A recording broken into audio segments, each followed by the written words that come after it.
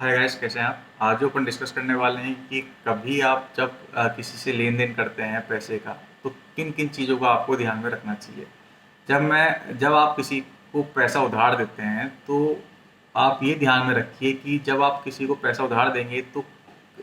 According to income tax act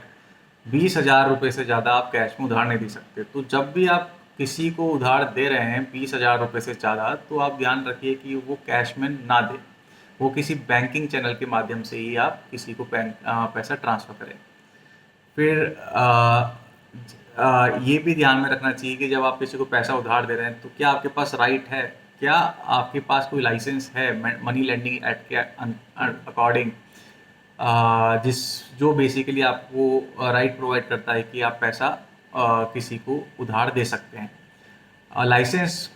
जो money lending act के licence basically कई तरीके के होते हैं। कई अथॉरिटीज़ आपको राइट देती है कि आप इतना पैसा, इतना अमाउंट आप आदमी किसी भी पर्टिकुलर पर्सन को ट्रांसफ़र कर सकते हो। और अगर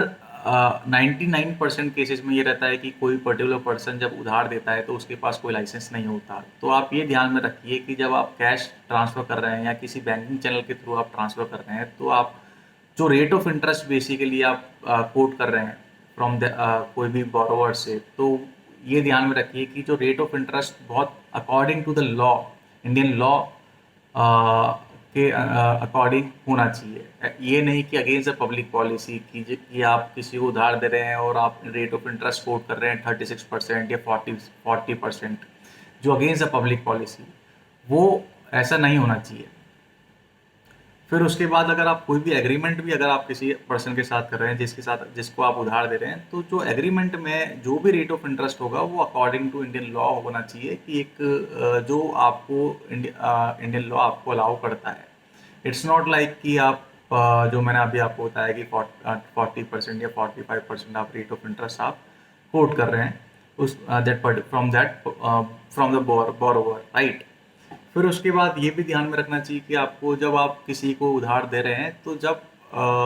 कोई भी उधार देने के बाद कोई भी आपके बीच में व्हाट्सएप कॉल होता है या व्हाट्सएप चैट होती है या कोई भी फ़ोन कॉल होता है जिसमें रिकॉर्डिंग होती है, तो उसमें ऐसी बात ना करें जिसमें इन फ्यूचर आपके अगेंस्ट में कोई बात आए और आप उस व्हाट्सएप चैट या व्हाट्सएप जो आपकी फ़ोन रिकॉर्डिंग्स हुई है उसमें आप उससे आप फंस जाएं, राइट। क्योंकि ये सारे व्हाट्सएप चैट और ये जो फ़ोन रिकॉर्डिंग्स अगर एविडेंस की वैलिडिटी से देखा जाए तो इनकी लीगल वैलिडिटी कोर्ट में एडमिसिबल है, ठीक है। फिर जब आप पेमेंट कर रहे हैं, कभी कोई जो बोरोअर है वो पैसा मार्केट में जो वापस कर रहा है, रीपेमेंट कर रहा है, तो ये भी ध्यान में रखना चाहिए कि कोई भी अमाउंट वो रीपे कर रहा है तो उसको थ्रू बैंकिंग चैनल के थ्रू ही उसको ट्रांसफ़र करना चाहिए। अदरवाइज अगर कोई बैंकिंग चैनल के थ्रू ट्रांसफ़र नहीं कर रहा है, अगर 20,000 से ऊपर है तो उसको ट्रांसफ़र बैंकिंग चैनल के थ्रू ही करना होगा। अदरवाइज अगर नहीं, और और अगर 20,000 से कम है और वो कैश में दे रहा है, तो रिटर्न फॉर्म में उसको रिसीविंग करवानी होगी कि हाँ ठीक है कि आपने इतना अमाउंट कंप्लीट आपने पैसा ट्रांसफ़र किया है और नाउ आपके पास कोई लाइबिलिटी नहीं है। तो ये कुछ राइट्स हैं फॉर बोथ बोरोवर और लेंडर, जब आप किसी को अमाउंट देते हैं या लेते हैं, तो इन चीज़ों का आपको ध्यान में रखना चाहिए। Thank you.